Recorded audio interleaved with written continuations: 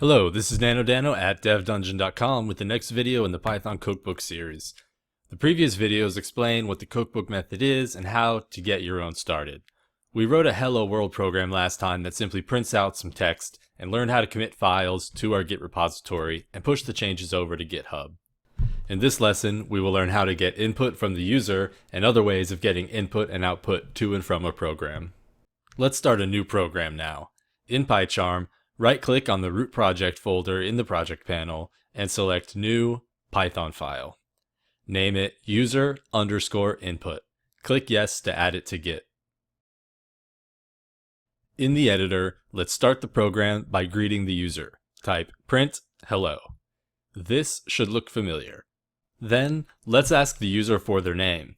There's another built-in function to Python called input. This will get input from the user. On a new line in the same file, type input, open parentheses, close parentheses. Now, run it. What's happening? Notice we didn't see any exit status, so the program hasn't finished running yet. The Python interpreter is waiting for our input before it moves on to the next line of code, or in this case, there is no more code, so it would just end execution. Let's enter some text and press enter.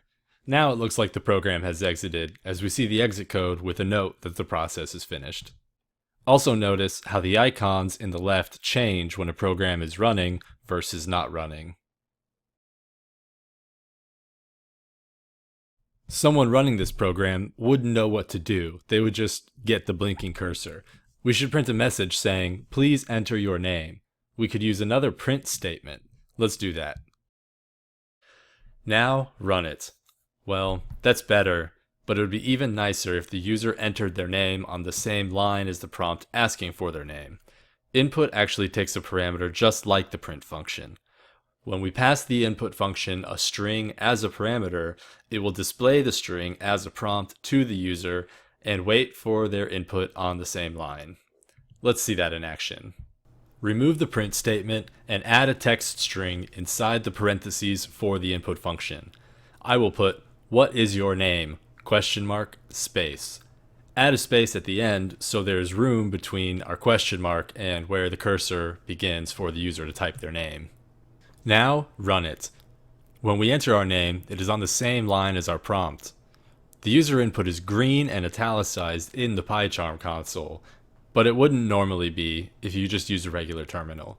Let's run it manually in the terminal to demonstrate. Open the terminal panel in the bottom of the IDE and type python space user_input.py and press enter.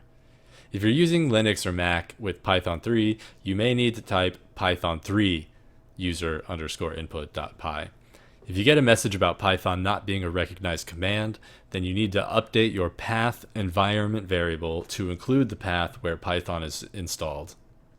You may have already noticed that after we enter our name and press enter, nothing happens except for the program exiting. Our Python script takes our input, but doesn't do anything with it.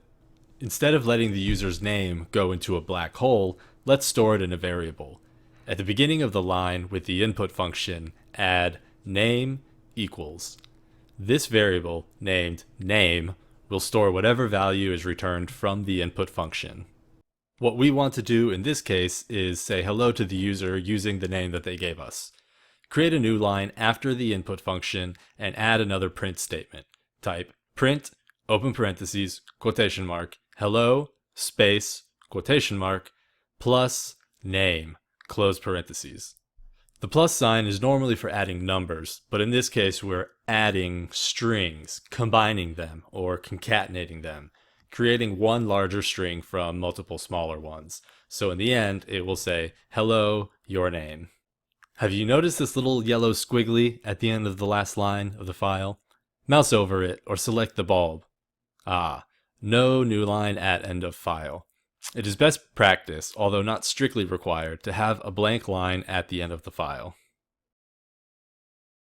Let's run it again and make sure everything works.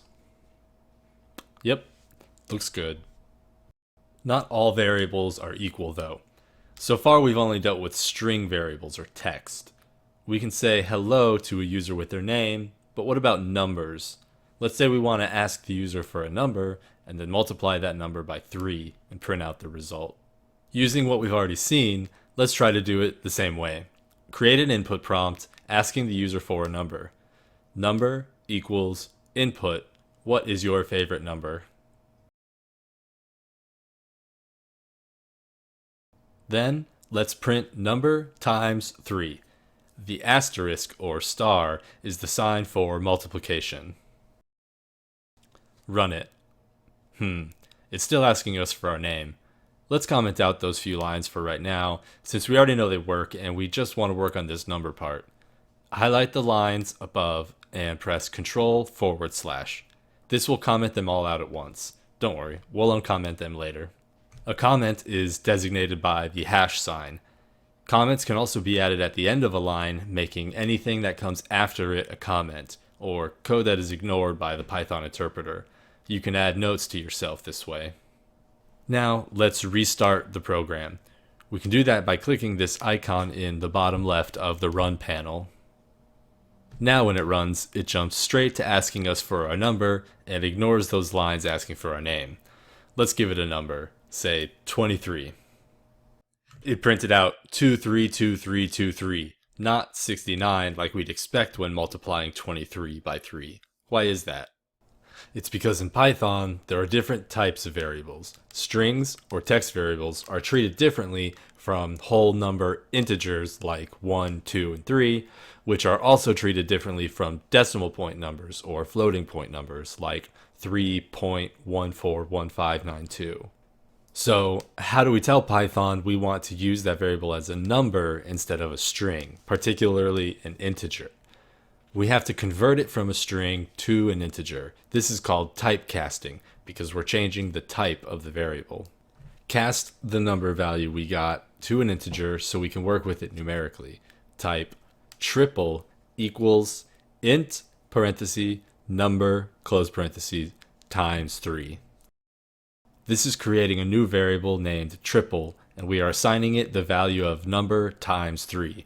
We are explicitly telling Python to use the variable named number as an integer in this operation. Now, let's print out that value to the user. Let's try print your number multiplied by 3 is plus triple. Run it and enter a number. Uh-oh. What's this mess? Focus in on the error message. Type error. Can't convert integer object to string implicitly.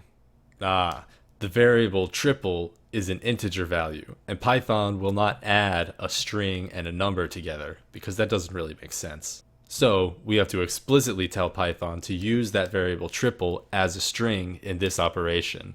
Then it will be smart enough to convert the numerical value to the string representation of that number. In the print statement, wrap the triple variable with a call to the stir function, which will typecast the integer to a string. Run the program again and make sure it works as expected. Perfect. Let's also uncomment the lines we commented out earlier, since now everything works, and save the file. It's worth taking just a minute to talk a little bit more about variable types. Create a new Python file and call it variable_types. Create these 3 variables with me. My underscore integer equals 3. My underscore float equals 3.141592. My underscore string equals hello. There's a built-in Python function named type that will tell you the type of a variable. Let's print out the type of each of these variables. We are passing a function as a parameter to another function.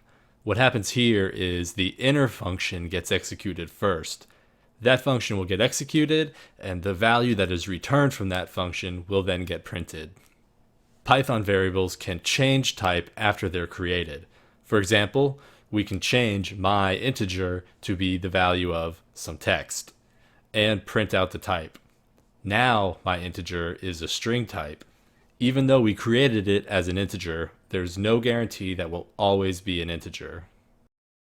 So now we have 2 more cookbook snippets ready to go. If you ever need to get input from a user or forget how to typecast variables, you have some of your own reference material. Let's push these changes to GitHub. Right-click on the project root folder and go to Git Commit Directory. Both of the files should already have checkboxes next to them since we added them to Git when we created them. If they don't have checkboxes next to them, check them now. Add a commit message. I will say, adding user input and variable type examples. Mouse over commit and then choose commit and push and finalize the push. Your files in the project panel will no longer be green, but a normal gray or white color. This means they have been committed to Git and there have been no changes since the last commit. Don't worry if you haven't fully grasped each of these concepts at this point. Topics will get further explained as we progress through the series of tutorials. If you found this video useful, keep watching the rest of the series and subscribe to the channel and visit devdungeon.com. Thanks for watching and keep coding.